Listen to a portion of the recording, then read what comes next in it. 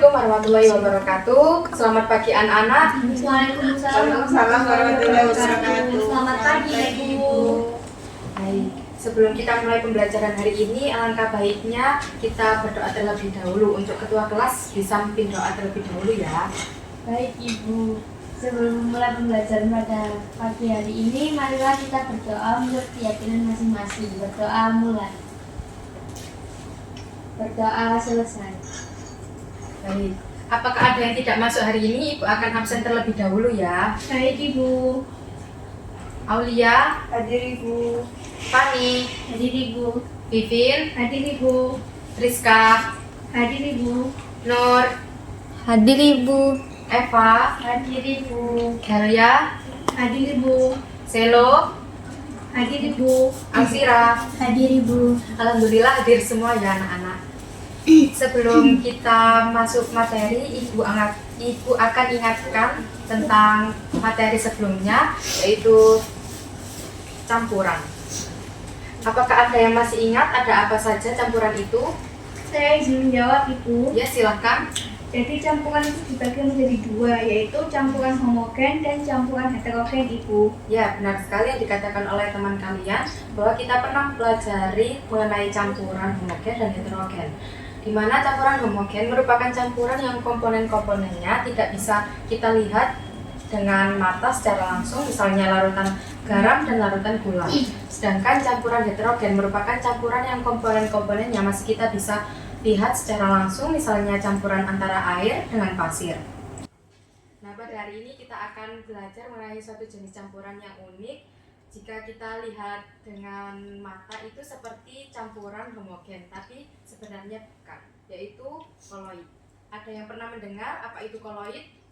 Belum Ibu. Belum Ibu. Ya, jika belum pernah mendengar, Ibu akan berikan satu contoh. Kalian pasti pernah melihat susu, atau kalian pasti mengetahui susu, bahwa susu itu berupa larutan berwarna putih. Apakah susu itu berupa campuran homogen? Saya Ibu izin menjawab. Iya, silakan. Kayaknya beda Ibu, soalnya susu kalau didiamkan bisa pecah atau berubah bentuk Ibu. Ya, bagus sekali bahwa susu bukanlah larutan homogen, karena jika kita lihat atau jika kita biarkan, lama-kelamaan cairan itu akan memisah. Nah, inilah yang kita pelajari hari ini, yaitu mengenai koloid yang merupakan sebuah sistem yang berada di antara larutan dan suspen. Oke, sebelum Ibu lanjutkan, Ibu akan menyebutkan tujuan pembelajaran kita pada hari ini terlebih dahulu. Yang pertama, melalui kegiatan pembelajaran, peserta didik mampu menentukan jenis koloid berdasarkan fase terdispersinya dan medium pendispersinya dengan tepat. Yang kedua, melalui kegiatan pembelajaran, peserta didik mampu memberi contoh dari jenis koloid berdasarkan fase terdispersi dan medium pendispersinya dengan benar. Nah, coba kalian perhatikan gambar di depan ini. Di sini terdapat gambar minuman dawet. Siapa yang di sini pernah meminum minuman dawet ini? Saya Ibu. Ya, kelihatannya sudah pernah semua ya. Nah, apakah dalam minuman ini mengandung koloid? Saya Ibu izin menjawab. Ya, silahkan. Menurut saya bagian santannya Ibu. Ya, benar sekali yang dikatakan oleh teman kalian bahwa minuman dawet ini mengandung koloid jika dilihat dari santannya, karena partikel lemak ini terdispersi dalam air.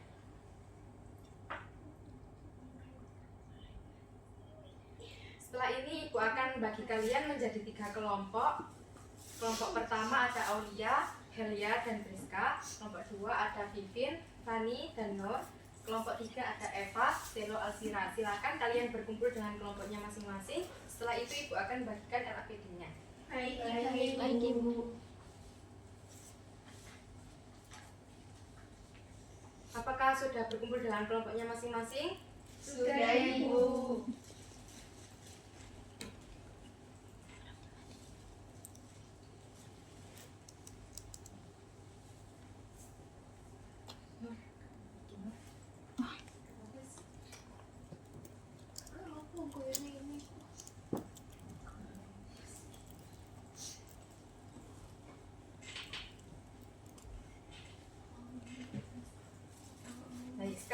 Ibu akan menjelaskan sedikit materi tentang koloid. Koloid merupakan campuran heterogen antara dua zat, di mana ukuran partikel zat terdispersi berkisar antara 1 sampai 100 nanometer. Sistem ini terdiri dari dua fase, yaitu fase terdispersi dan medium pendispersi.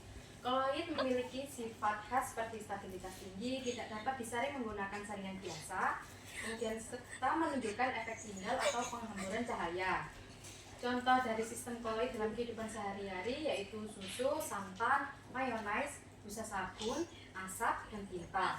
Komponen sistem koloid terdiri atas dua komponen utama, yaitu yang pertama ada fase terdispersi, di mana zat yang tersebar dalam bentuk partikel halus ke seluruh sistem. Fase ini bersifat diskontinu karena tersebar dalam medium pendispersi. Fase terdispersi dapat berupa zat padat, cair, maupun gas. Contohnya adalah partikel lemak dalam susu dan partikel karbon dalam asap. Kemudian ada medium pendispersi. Medium pendispersi merupakan zat yang menjadi tempat menyebarnya partikel fase terdispersi. Medium ini bersifat kontinu karena menjadi tempat dispersi. Medium pendispersi dapat berupa zat padat, cair, maupun gas. Contohnya adalah air dalam susu dan udara dalam asap. Kemudian jenis-jenis koloid berdasarkan fase terdispersi dan medium pendispersinya ada 8. Yang pertama ada sol. Sol merupakan partikel padat yang tersebar dalam cairan, kemudian membentuk campuran yang stabil dan tidak mengendap, contohnya tinta, cat, lumpur, dan sabun cair. Fase terdispersi dari sol berupa padat dan medium pendispersinya berupa cair. Kemudian ada sol padat. Sol padat merupakan partikel padat yang tersebar dalam padatan lain. Biasanya terjadi pada benda padat yang memiliki campuran logam atau senyawa lain, contohnya kaca berwarna. Kemudian fase terdispersi dari sol padat yaitu berupa padat dan medium pendispersinya berupa padat. Kemudian ada aerosol padat. Aerosol padat merupakan partikel padat halus yang tersebar dalam gas atau udara. Umumnya berasal dari pembakaran atau debu, contohnya asap, kemudian udara dan debu. Fase terdispersi dari aerosol padat yaitu berupa padat dan medium pendispersinya berupa gas. Kemudian yang keempat ada emulsi. Emulsi merupakan dua cairan yang tidak saling melarutkan. Salah satu terdispersi berupa bentuk tetesan kecil, dibantu oleh emulgator seperti sabun atau protein. Contohnya susu, santan, mayonaise. Fase terdispersi dari emulsi yaitu berupa cairan dan medium pendispersinya juga berupa cairan. Kemudian yang kelima ada emulsi padat. Emulsi padat merupakan cairan yang tersebar dalam zat padat kemudian membentuk struktur setengah padat. Biasanya bersifat elastis. Contohnya ada agar-agar, jeli, dan mutiara. Fase terdispersi dari emulsi padat yaitu berupa padat dan medium pendispersinya juga padat. Fase terdispersi emulsi padat yaitu berupa cairan dan medium pendispersinya berupa padat. Kemudian yang keenam ada aerosol cair. Aerosol cair merupakan tetesan kecil kemudian yang tersebar dalam gas. Biasanya ditemukan dalam produk semprot seperti parfum, kemudian kardus atau hairspray. Fase terdispersi dari aerosol cair ini berupa cairan dan medium pendispersinya berupa gas. Kemudian yang ketujuh ada buih. Buih merupakan gelembung gas yang tersebar dalam cairan, kemudian diperkuat oleh zat pembuih seperti sabun atau protein, contohnya busa sabun, krim dopur. Kemudian fase terdispersi dari buih ini berupa gas dan medium pendispersinya cair. Kemudian yang ke-8 ada buih padat. Buih padat merupakan gelembung gas yang terjebak dalam padatan saat pembentukan. Biasanya sering terjadi dalam bahan makanan atau material bangunan, contohnya batu apung, roti, marshmallow. Fase terdispersi dari buih padat ini berupa gas dan medium pendispersinya berupa padat. Kemudian koloid merupakan sistem dua fase yang terpenting dalam kimia dan kehidupan sehari-hari. Dengan memahami jenis-jenis koloid berdasarkan fase terdispersi maupun medium pendispersinya, kita dapat mengenali berbagai produk dan fenomena alam yang merupakan sistem koloid. Pengetahuan ini juga berguna dalam industri makanan, kosmetik, farmasi, dan lingkungan. Sekarang coba perhatikan anak-anak. Di sini ibu membawa parfum. Apakah ada yang tahu parfum ini merupakan jenis koloid apa? Saya Ibu izin menjawab. Ya, silakan. Parfum termasuk aerosol cair, Ibu. Ya, benar sekali bahwa parfum ini merupakan jenis koloid aerosol cair karena ketika dia disemprotkan, dia membentuk tetesan kecil yang menyebar ke udaranya sehingga ke udaranya. Kemudian ada contoh lain yaitu misalnya busa sabun. Menurut kalian busa sabun ini termasuk jenis koloid apa? Saya Ibu izin menjawab. Ya, silahkan. Busa sabun termasuk kulit Ibu karena gas terdispersi dalam cairan itu. Ya, jawabannya sangat lengkap ya. Oke, jika kalian sudah paham, silakan kalian buka LAPD pada halaman 5. Di situ terdapat beberapa soal. Kemudian kalian bisa diskusikan dan nanti perwakilan mempresentasikan hasilnya. Baik, Ibu.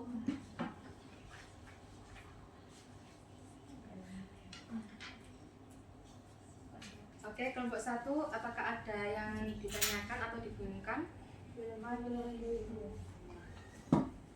Nanti kalau ada yang dibingungkan, silakan bertanya kepada Ibu ya. Baik, Ibu.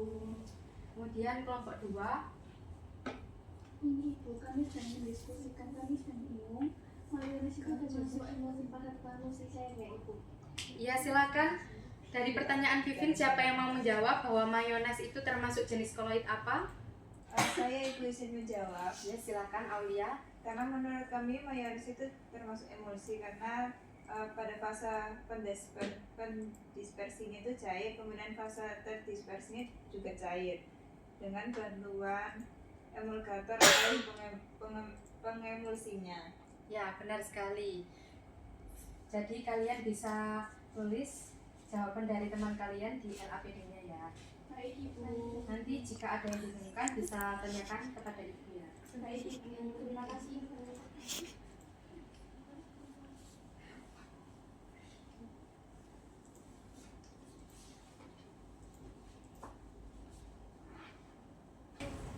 Oke, jika kalian sudah selesai mengerjakan LAPD-nya, siapa yang mau mempresentasikan hasil diskusinya?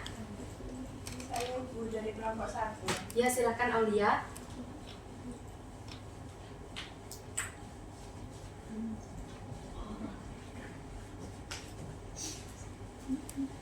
Assalamualaikum warahmatullahi wabarakatuh. Waalaikumsalam warahmatullahi wabarakatuh. Saya Aulia, perwakilan dari kelompok 1 yang akan menyampaikan hasil diskusi kami. Untuk soal yang pertama, dari melihat ketiga foto di atas, hal apa saja yang bisa kalian identifikasikan? Bagaimana ketiga benda tersebut bisa terbentuk? Untuk gambar yang pertama yaitu tinta. Tinta terbentuk dari campuran zat pewarna dan cairan pelarut.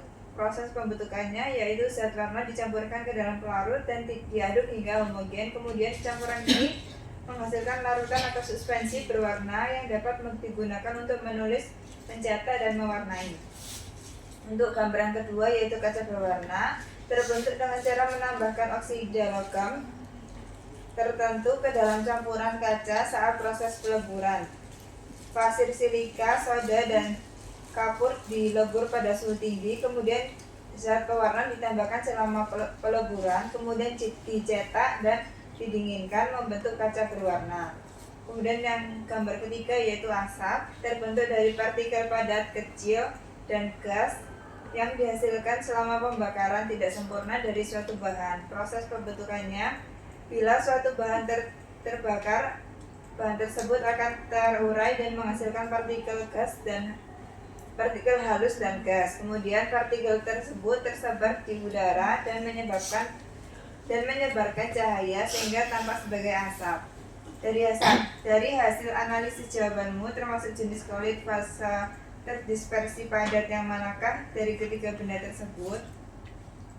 Untuk tinta termasuk sol cair, untuk kaca berwarna termasuk sol padat, dan asap termasuk aerosol padat. Kemudian berikan satu contoh benda lain dalam kehidupan sehari-hari yang serupa dan yang tergolong dengan sol padat. Jelaskan alasanmu. Untuk kaca berwarna, fase terdispersinya partikel logam yaitu oksida, kobalt, krom, dan emas.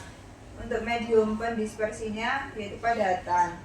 Untuk kaca berwarna tergolong sel padat karena merupakan sistem koloid padat di mana zat pewarna tersebar merata di dalam medium padat kaca.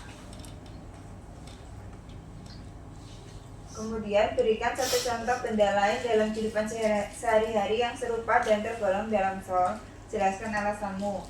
Yaitu pada cat tembok, fase terdispersinya partikel pigmen, medium pendispersinya pelarut cair atau air. Cat tembok tergolong sol cair karena merupakan koloid dengan fase terdispersi padat dalam medium cair. Kemudian berikan satu contoh benda lain dan dalam kehidupan sehari-hari yang serupa dan tergolong dalam aerosol padat. Jelaskan alasanmu. Untuk asap rokok, fase terdispersinya yaitu partikel seperti karbon, bahan kimia. Medium pendispersinya yaitu gas atau udara. Asap rokok tergolong aerosol padat karena merupakan campuran partikel padat yang tersebar dalam medium gas atau udara yang merupakan ciri khas dari koloid jenis aerosol padat. Sekian dari kami. Apakah ada yang ingin ditanyakan? Ya, silakan. Siapa yang ingin bertanya? Saya Ibu izin bertanya. Ya, silakan. Apakah kaca berwarna termasuk koloid meskipun terlihat sangat padat dan keras? Ya, boleh dari kelompoknya Aul menjawab dari pertanyaan temannya. Ya, aku izin menjawab. Ya, silakan. Menurut saya dikarenakan partikel pewarna terdispersi dalam kaca itu sehingga kaca tergolong sel padat. Ya, benar sekali bahwa kaca termasuk sel padat. Oke, Aul, silakan kamu akhiri presentasinya dan boleh duduk.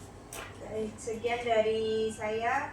Kurang lebihnya mohon maaf. Wassalamualaikum warahmatullahi wabarakatuh. Waalaikumsalam warahmatullahi wabarakatuh.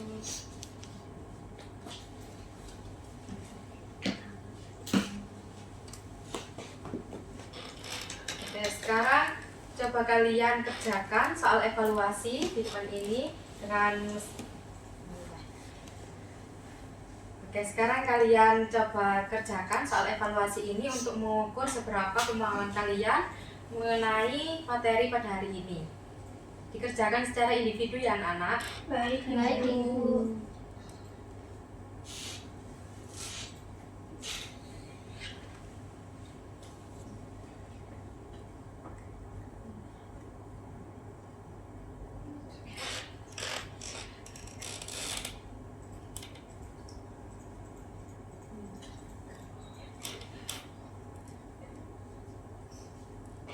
Apakah sudah selesai anak-anak? Sudah, Ibu. Baik, sebelum kita mengakhiri pembelajaran hari ini, siapa yang mau menyimpulkan dan menyampaikan perasaannya bagaimana pembelajaran hari ini? Saya Ibu izin menjawab. Ya, silahkan. Hari ini kita belajar bahwa koloid dikelompokkan berdasarkan fase terdispersi dan mediumnya. Contohnya ada sol emulsi, buih, aerosol, dan gel. Serta hari ini saya belajar bahwa ternyata banyak benda di sekitar kita yang merupakan koloid, seperti susu, sabun, dan mayones. Dulu saya kira semuanya hanya larutan biasa, Ibu. Akan tetapi sekarang saya jadi lebih paham bahwa koloid itu berbeda dan bisa dibedakan berdasarkan fase terdispersi dan medium pendispersinya. Saya juga senang bisa belajar sambil berdiskusi dengan teman-teman di kelompok Ibu. Ya, baik, terima kasih atas kesimpulannya. Baik anak-anak, apakah sudah selesai mengerjakan soal evaluasinya? Sudah, Ibu. Baik anak-anak, jika sudah selesai mengerjakan soal evaluasinya, Ibu akan umumkan yang mendapatkan nilai poin tertinggi dari nilai yang sudah diakumulasikan dengan kelompoknya. Yaitu kelompok 1 mendapatkan nilai paling tinggi. Silahkan perwakilan kelompok mengambil hadiahnya di depan.